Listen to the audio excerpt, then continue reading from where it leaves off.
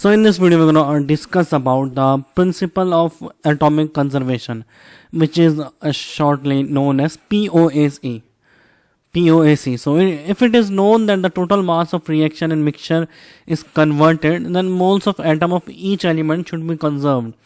So when it is sure that total mass of reaction mixture is conserved and it is not used, it is totally converted into products, and then mole of each atom, then each atom mole is conserved. So POAC applied when reactants are 100% used, means every one should be the used, totally used, and it is mentioned that individual atoms completely converted into products, and we are unable to write the stoichiometric reaction. Suppose we take an example.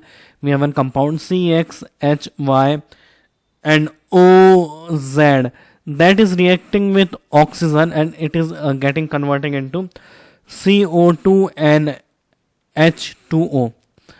So let's say it is we are unable to write the stoichiometric reaction, we are unable to balance this reaction. Now in this case, but it is given that 100% it is used, 100% reactant is used. In that case, what we gonna see, we gonna apply POAC on carbon. So why we should apply POAC? Suppose we have given any reaction again. So when we have given any reaction, and when it is reacting with oxygen, it is converting into some product, and we cannot balance this reaction. Balance we cannot do. If we could balance, we can apply simply mole method. We can write number of moles of this divided by stoichiometric coefficient, number of moles of oxygen divided by stoichiometric coefficient of this, number of moles of CO2 divided by stoichiometric coefficient. So we may solve how many moles of CXHYOZ is used, how many moles of oxygen is used, how many moles of CO2 is formed, how many moles of H2 we got. But in that case, it is like difficult to balance this reaction. So and it is nothing like limiting reagent over here.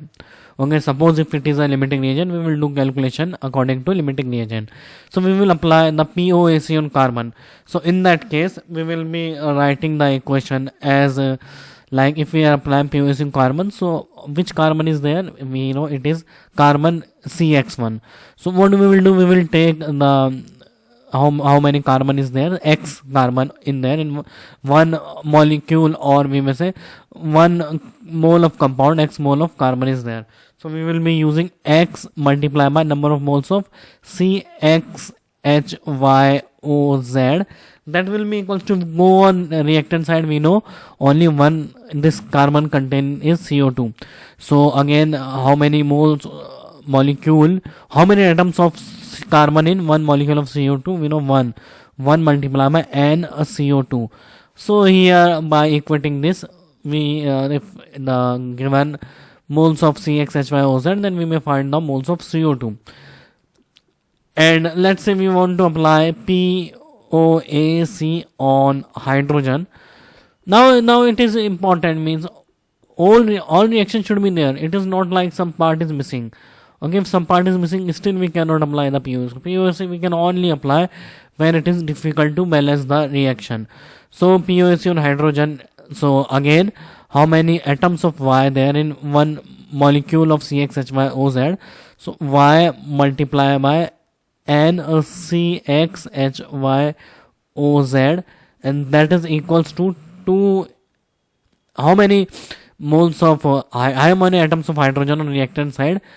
Having how many hydrogen atom in one molecule of H2O? So we know 2 atom of hydrogen. So 2 multiplied by N of H2O. So here we can apply the principle of atomic conservation on hydrogen also by using this equation, and we may find the missed mole. Suppose we want to calculate the moles of H2O, we may use by this.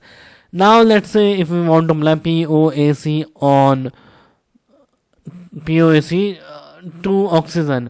If we want to apply this principle to oxygen, then we know that on the reactant side we have 2 oxygen, one is in the CXHYOZ, another in the oxygen molecule. So it is Z multiplied by Z multiplied by NCXHYOZ plus, now we have to add both of them, NO2, and again we have to equate to the 2 multiplied by NCO2 plus 1 multiplied by NH2O. What we are doing actually over here, if we look at this equation CXHYOZ, so here how many atoms of oxygen in one molecule of this compound? Z atom of oxygen, so Z multiplied by moles of CXHYOZ multiplied by how many atoms of oxygen? Here we have 2 atom of oxygen, 2 multiplied by number of moles of O2, and here 2 multiplied by number of moles of CO2 and 1 multiplied by number of moles of H2O. So that's that we are going to do, and from this equation we have now these 3 equations, and we may find any whatever is being given, and we may find the further, like what is CO2 form, moles of H2O form, moles of O2 used, moles of CXHYOZ used. Now again we have an example, like a 10 gram of coal sample contains sulfur as impurity. If it is oxidized and hydrolyzed, it gives 17 gram of oleum H2SO7.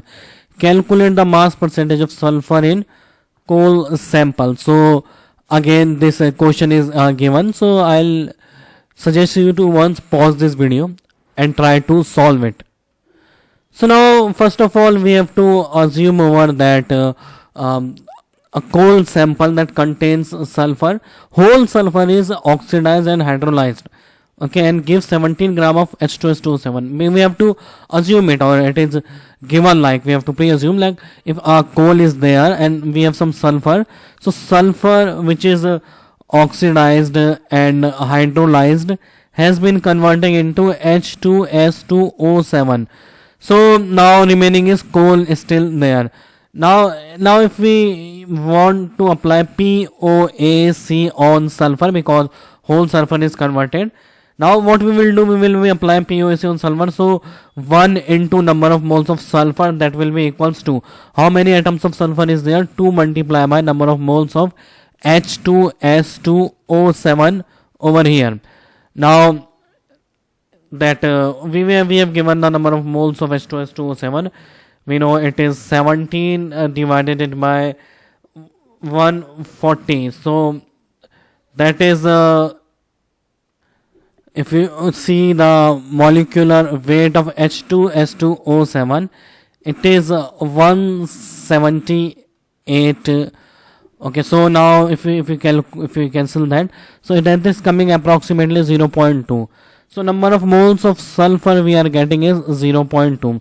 Now it was given that the 10 gram of coal sample was there.